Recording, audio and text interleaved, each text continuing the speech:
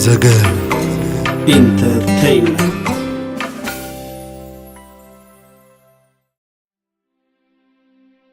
سوء سنة ببنيا إسياس سقاي إن حدر كم نبي تزمكر سرحتو أب سنة بب أب بينو أوان بزحات هابرم سنة ببنيا تاتوكوا انتموتو بسرحتهم كساب حجي تذكرتيهم عيوتات أتو برهان سجيد بمن إسيات دمس أوان ناتدقمه نايوتر جزيه تدقام خوينو طعمون ناشعنا معرز خيد كوينو سموم برغيلو ناتذكره ينبرالو يمانه قبر ميكائيل باريا بتي تذكاري عيوتات سنة ببن بتي سبي قبرو إزيتو بلو لعلو هاتون كم كخوباب سماي تسغيلو برهانو وقاق النابله يرأى بارياكو سباي كونن باريات نعمل أخذ نبرو إنا بولو سباتي ذكروه عيوتات نايود أمير كساب حجيني تقرأ تراي زي كونه نزخونه سب هم قلبو زسلبيو أب موسائن حدا ما درفن كان بعال برهانة هبتتين ودا أخزا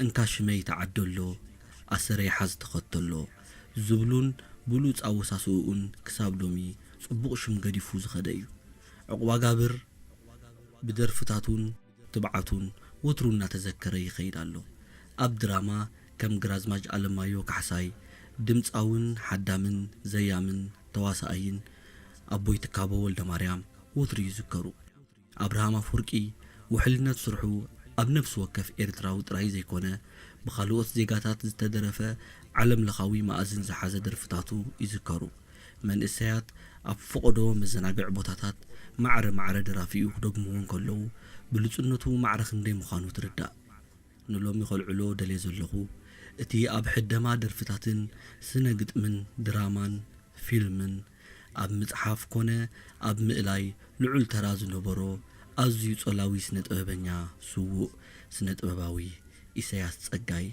إيه خقرب إسياس منيو سوء سنة أبنيا إسياس كاب أبوو تسقاي تسفازقن كاب أديو ويزرو هايمانوت فساحاتينن أب شحن 956 أب أسمرا توليدو عدميون تمهرتي مس أغلى مباتا أب محبر هواريا أسمرا مأكلاي أب تمهرتي 4 أسمرا كال أي درجة أب إثيوبيا نازريت بايبل سكول تماهيرو ماتريك تخافيلو بجكا أمحارنيا بي أمسيو زترف كل عين تمهرتي إيه بممزأ ناب يونيفرسيتي أديس أبابا كأتو نتبهله بزحدرو كتور هاجراونت أب شحن 977 ناب هزباو جنبار مستسلفة أب مهميمت قبو وتعدراون بوليتيكاون تمهرت تعليم سوسدة ناب اند 4 توزع أب كوينات عدي عقوب شحن 978 عام تمهرت فرنجي سلز توقع ببرتع سنكلا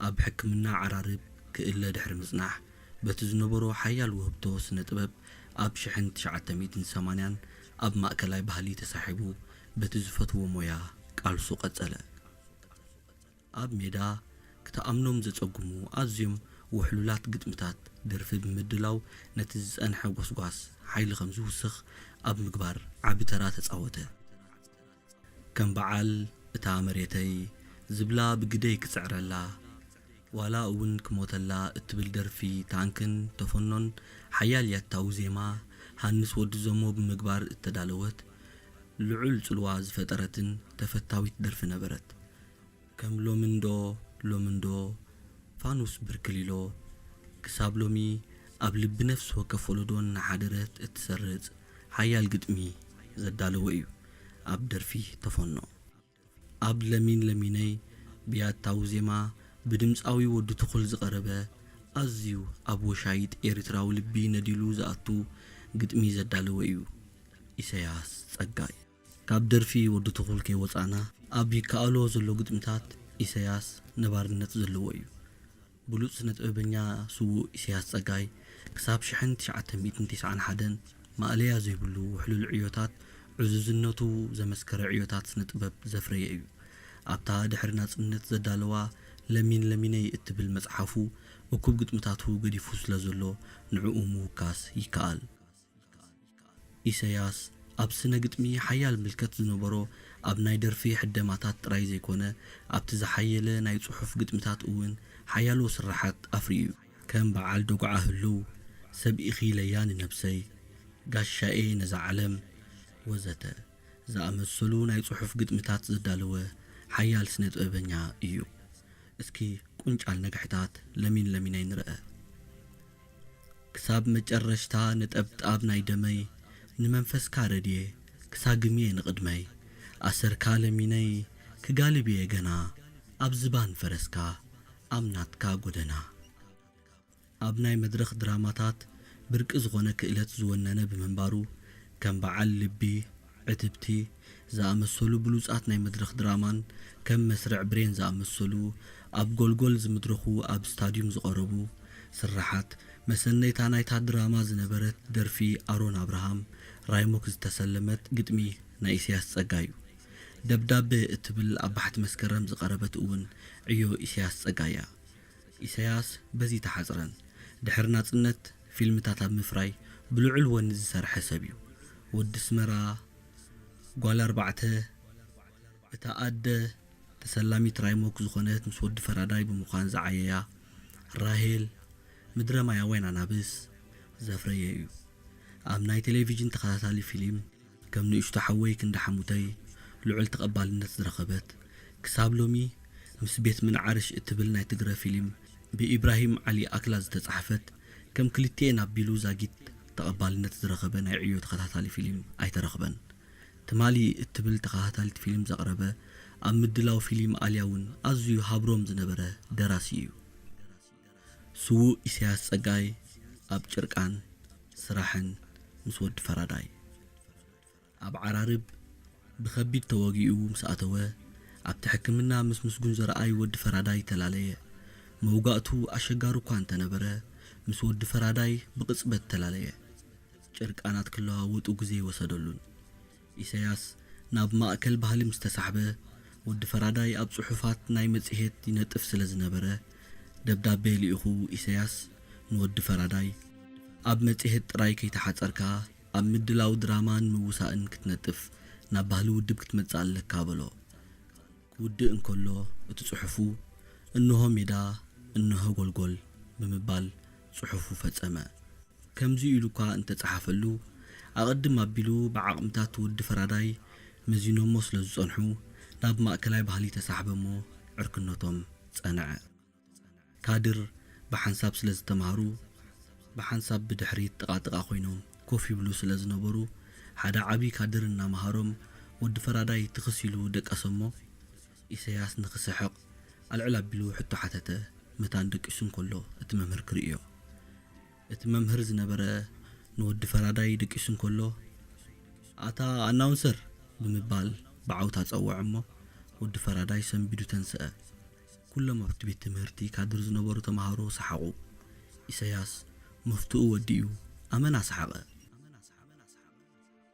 ናጽነት ኮይኑ ምስ ኣተዉ ኣብ ኣስመራ ብቑሩብ ነገር ተኻርዮም እኳ እንተነበሩ ኢሳያስ ጸጋይ እታ ኣደ ብሃማድአ ዝፈረየት ክጽሕፍ ክብገስ እንከሎ ንበዓል ሰሎሞን ድራር ኢብራሂም ዓሊ ኣክላ ኮሚተ ስለ ዝነበሩ ኢሳያስ መጽናዕቲ ክገብርን ነዛ ስራሕ እዚኣ ንኸዳልውን ሓጋዚ ሰብ የድልየኒ እሞ ንወዲ ፈራዳይ ምሳይ ክሰርሕ ደልየ ብምባል ስምረቑሓሎም።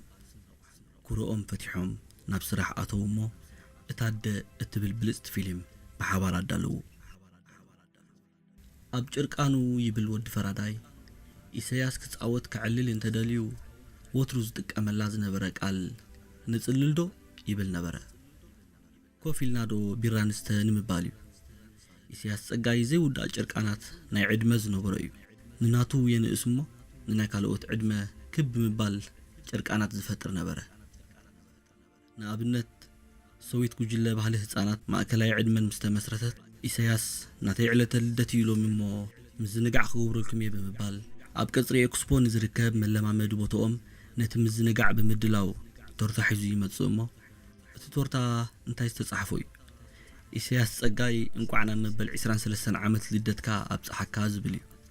እቶም ዝምህሮም ዝነበረ ንኣሽቱ ተማሃሩ ድማ ቶርታ ኣዳልዮም ብምምጻእ ኣቦና ኢሳያስ ጸጋይ እንቋዕና መበል 65 ዓመትኩም ኣብቃዓኩም ዝብል ምስ ኣምጽኡሉ ብሓባር ኮይኖም ኣብ መንጎተን ክልተ ቶርታታት ንጽጽር ብምፍጣር ብሰሓቕ ይትውሽሑ ነበሩ። መዓስ ዝጥራሕ ኣብቲ መለማመዲ ኣዳራሽ ፋሽን ሾው የዳልው እሞ ኢሳያስ ባዕሉ ተወዳዳራይ ኮይኑ ይቐርብ እሞ ኩሎም እቶም ኣባላት ሰዊት ብሰሓቕ ይትውሽሑ ነበሩ። ካብ ሰሓቕ ከም ክሳብ ሰሓቕ ፍሕስ ክርትም እናሰሓቑ ጉሩም ምሸት የምስዩ ነበሩ። ስውእ ኢሳያስ ጸጋይ ድሕሪ ናጽነት ካበይ ናበይ። ስውእ ኢሳያስ ጸጋይ ኣብ ዝኣምንሉ ዕዮ ተደፊኡ ዝሰርሕ ርእሱ ብዝእዝዞ ዝኸይድ ዝኾነ ዕዮ እንተዘይማእሚእዎ ክቕጽሎ ዘይደሊ ንዝፈትዎ ስራሕ ኣብ መደምደምትኡ ከየብጽሐ ዘይድቅስ ጻዕረኛ ስነ ጥበባዊ ነበረ። ኣብ ፈለማ ዓመታት ከም ሓላፍ ባህሉ እኳ እንተጸንሐ ናብ ሚኒስትሪ ዜና ስራሕ ቀይሩ ከም ጋዜጠኛ እኳ እንተነጠፈ ነዚ ዕዮ እዚ'ውን ብኣጋብ ምግዳፍ ናብ ንጥፈታት ባህሊ ተመልሰ። ምጥያስ ተጋደልቲ ምስ መጸ ኢሳያስ ምጥያስ ሓቲቱ ተጣየሰሞ ንሰዊት ኣብ መወዳእታ 1994 ምስ ብጾቱ ኮይኑ ብምምስራት ኣብ ምፍራይን ምኽስኳስን ቆልዑ ዕዮታት እናፍረዩ ክነጥፉ ጀመሩ። እዛ ጉጅለ ባህሊ ሰዊት ከም ድምፃዊ ጀማል ሮመዳንን ብድፅቲ ተዋሳኢት ኤረና ኣፍወርቅን ዊንታ ገብረ እግዚኣብሔርን ወዘተ ዘፍረየት ጉጅለ እያ ነይራ። በሃገር ደረጃ ኢሳያስ ጸጋይ ኣብ ጸጸራት መቃብረ ሓርበኛታት ዝቐርብ ዝነበረ መደብ ከም ኣካያዲ ብምዃን ስራሓት ካልኦት ስነ ጥበባውያን እናቕረበ ሃገራዊ በዓላትና ኣብ ምድማቕ ልዑል ተራ ዝተጻወተ ስነ ጥበበኛ ነበረ። ኢሳያስ ጸጋይ ሓንቲ ቃል ናብ ዓቢ ዕዮ ዝቕይር ስነ ጥበባዊ። ኢሳያስ ጸጋይ ንንእሽቶይ ቃል ናብ ዓቢ ስራሕ ዝልውጥ እዩ ነይሩ። ንኣብነት ንንእሽቶ ሓወይ ክንዲ ሓሙተይ ወይ ዝንግባባ ወይ ድማ ሚለኑ ናብ ዓቢ ተኸታታሊ ፊልም ዝቐየረ ሰብ እዩ። ካልእ ኣብነት እውን ንሓንቲ ቃል ናይ ሓደ ሰታይ ዝነበረ ዓብደልዋስዕ ዝበሃል መስተ ምስ ኣብዝሐ ኣብ እንዳስዋ እንዳጓል ካስማይ ነቶም ዝሰትዩ ዘለዉ ብምርኣይ ዝፈልጦ ሰብ ምስ ሰኣነ እዞም ሰባት መን እዮም ይብል ስለ ዝነበረ ነታ ኣብ ወራር ወያነ ልዑል ናይ ጎስጓስ ተራ ዝተጻወተት ህብብቲ ደርፊ ሄለን መለስን ባዕሉ ኢሳያስ ጸጋይ ነቲ ግጥሚ ብምቅላሕ ዝተዋሳኣላ እዞም ሰባት መን እዮም እትብል ደርፊ ካብ ሓንቲ ቃል ዓብ ስራሕ ናይ ምስራሕ ብቕዓት ዝነበሮ እዩ። ሓንቲ እውን ካብ ናይ ህዝቢ ደርፊ ዝወሰዳ ቃል ጾሮና ኣለኹ እየ ይጋደል ኣለኹ እየ በልኩ እትብል ናይ ህዝቢ ደርፊ ነታ በልኩ እትብል ቃል ወሲዱ በልኩ እትብል ናይ ደርፊ ግጥሚ ሰርሐ። ብፍቅርኺ ዝኣክል ገጸይ ከም ዝኾይኑ ጸጉረይ ከም ዝኾይኑ በልኩ እናበለ ሓንቲ ዕዝዝቲ ናይ ደርፊ ግጥሚ ሰሪሑ ነይሩ። ኢሳያስ ካብ ሓንቲ ቃል ብምብጋስ ገዚፍ ዕዮ ይሰርሕ ምንባሩ መሳርሕቱ ይምስክሩ። ስውእ ኢሳያስ ጸጋይ ኣብ ሓዳሩ። ኢሳያስ ጸጋይ ቅድሚ ከዲጃ እኳ መዛምድቲ እንተነበረቶ ምስኣ ምስ ተፋትሐ ኣብ 1988 ምስ ከዲጃ ኣድም ሌላ ገይሩ። ኣብ 1990 ዝምድና ገበረ። ኣቦ 3 ውሉዳት ድማ እዩ። ኣብ ሜዳን ከለዉ ብፍላይ ምስ ከዲጃ ኢሳያስ ኣካዳሚ ምህራ ነበረሞ ሕቶ ሓቲትዋ ኣብ ጥራዛ እንተ ተጋግያ ኣደ ትጋገያ ኣለኽን ኣነ ናይ ምፍታሕ ተመክሮ ኣለኒ ከይትፍታሓ ኢሉ ይጽሕፈላ ነበረሞ ከዲጃ ድማ ኪርኪሪላ ትስሕቕ ነበረት። ስውእ ኢሳያስ ጸጋይ ኣብ ትምህርቲ ድሕሪ ናጽነት። ኢሳያስ ተውህብኡ ብትምህርቲ ኸሰኒ ድሕሪ ናጽነት ልዑል ጻዕሪ ዝገበረ ተጋዳላይ እዩ። ዓቕሚ ትምህርቱ ንምዕባይ ናብ ዩኒቨርሲቲ ኣስመራ ብምእታው ካልኣይ ዓመት በጽሐ። ንሞይኡ ብትምህርቲ ንምድራዕ ናብ ሃገረ እንግሊዝ ብምኻድ ኣብ ዩኒቨርሲቲ ሊድስ ብቲያትር ስታዲስ ናይ ማስተርስ ዲግሪ ረኸበ። መስዋእቲ ስነ ጥበባዊ ኢሳያስ ጸጋይ። ኢሳያስ ጸጋይ ከም ሰብ ተሪር ዕዮ እንተሒዙ ነካስ ወላ ምስ ሰባት ገልጠምጠም ይሃልዎ ጸኒዑ ኣብ ስርሑ ዝቕጽል ጥበበኛ ነበረ። ኢሳያስ ኣብ ጥቓ ዕረፍቱ ፍጹም ባህርያቱ ተቐየረ። ምስ ኩሉ ሰብ ሓወይ ሓፍተይ እናተባሃለ ንኹሉ ዝነበሮ ቂምታ ሓዲጉ ንመሳርሕቱ ይኹን ንፈለጥቱ ብድድ ኢሉ ሓቂፉ ብምስዓም ፍቕሩ ክገልጸሎም ጀመረ። ገለ ሰብ ብቕጽበት ባህርያት ኢሳያስ ምቕያሩ ክደንቆም ጀመረ። ለካ ፈነወን ተኣኺሉ ነፍሲ እውን ትነግር እያ። ሓደ ረፍዲ ዘሰንብድ ፍጻመ ሰማዕና። እተዓቢ እምባ ኢሳያስ ፈሪሱ ዝብል ነበረ ዝኾነ ሰብ ምእማኑ አጸጎሞ ዓዲ ሲሄል በአውያት ሰማዕ መርድእን ብስድሩኡን ተማሃሩኡን አንደቕደቐት ከም እዩ ጨው ገደል ክፈርስ ዓሻይ ልሕስ ለባም ይልቅስ እዩ ነገሩ ኢሳያስ ጸጋይ ሓንሳእን ሓዋሩን ተፈለየ ኢሳያስ ብሕማም ክሳቐ ድሕሪ ምጽናሕ ዕለት 23 ወርሒ 7 2012 ዓመተ ምህረት ፈረንጂ ኣብ ሆስፒታል ኦሮታ ተሰወ ስነ ስርዓት ቀብሩ ድማ ብክብ ዝበለ ስነ ስርዓት ኣብ መቃብር ሓርበኛታት ኣስመራ ሓመድ ምድሪ ህዝቢ ኣብ ዝተኣከቦ ብኽብሪ ተቐብረ ብህሎ ዝተፈላለዩ ስነ ጥበባውያን ዓመቱ ኣብ ምጽምባል ኣብ ሲኔማ ሮማ ዕለት 3 ወርሒ 8 2013 ኣብ ዝተወደበ ዝኽሪ ስዒቡ ክቐርብ እዩ ንስውእ ስነ ጥበባዊ ኢሳያስ ጸጋይ ብሓንቲ መስመር እቲ ኩሉ ጥበብ ዋዛ ላዛ ፍርያትን ስነ ጥበባዊ ምዕግርጋሩን ኢሳያስ ብሓንቲ መስመር ኣይከኣልን ደራስን ተመራማርን ታሪኽ ዓለም ሰገድ ተስፋይ ኢሳያስ ጸጋይ ልዑል ጻዕሪ ፈጠራን ሞያውነትን አጣሚሩ ዝሓዘ ንኡድ ስነ ጥበበኛ እዩ ነይሩ ደራሲ ሰሎሞን ጸሃየ ኢሳያስ ነካሲ ዝጀመራ ስራሕ ከይፈጸመ ለይቱ ናይ ድቅስን ደራሲ ኢብራሂም ዓሊ አክላ ኢሳያስ ኣብ ስራሕ ስነ ጥበብ ኣይደግምን እዩ ኣብ ሓድሽ ጸግኢ እዩ ዝሰርሕ ደራስን ዳይሬክተርን ምስጉን ዘርአይ ውድ ፈራዳይ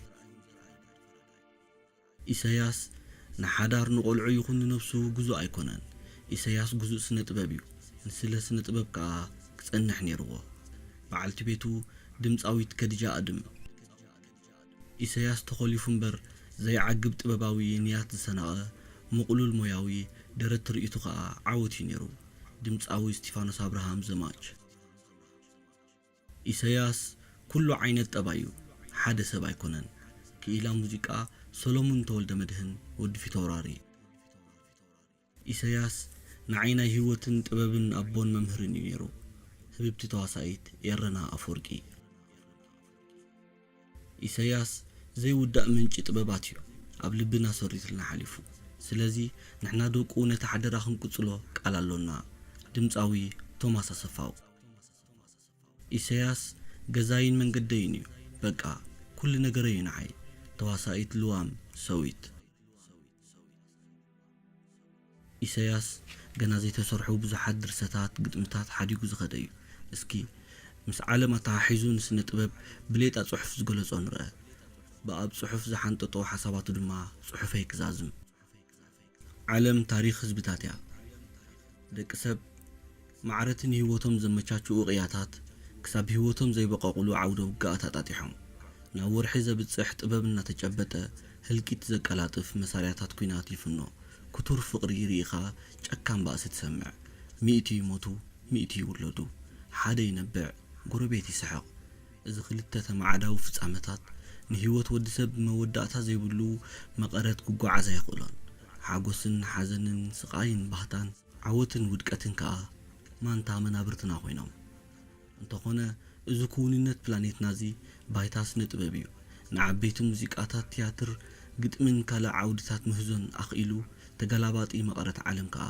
ብስነ ጥበብ ክድበስ ተራእዩ ደራስን ኣላይን ኢሳያስ ጸጋይ ከምቲ ኢሳያስ ኣብ ገለ ጽሑፋቱ ዘስፈሮ ስነ ጥበብ ንሰብ ምሂሩ አንቀሳቂሱና ፈሲሁን እዩ ኣርሓታት ኣእምሮ ዝበዝሕ ህዝቢ ገዚኦም ተፈቂሮም ተመጊሶም ተመሊኾምን እዮም ሼክስፒር ቢቶቨን ሚካኤል አንጀሎ ዑመር ኻይም ሞይቶም ኣይሞቱን ዝበሎ ኢሳያስ ጸጋይ እውን ኣይሞተን ወትሩ ብጥበቡ ኣብ ልብድናቂዩ ክነብር እዩ ነዛ ሓበሬታ እዚ ንኽእክብ ዝተሓጋገዘትኒ በዓልቲ ቤቱ ከድጃ ኣድም ሓፍቱ ናርዶስ ጸጋይ ዓርኩ ብርሃነ ጠበቕ መሳርሕቱ ምስጉን ዘርአይ ወዲ ፈራዳይ ብልቢ የመስግን ኤፍሬም ካሕሳይ ኳዳ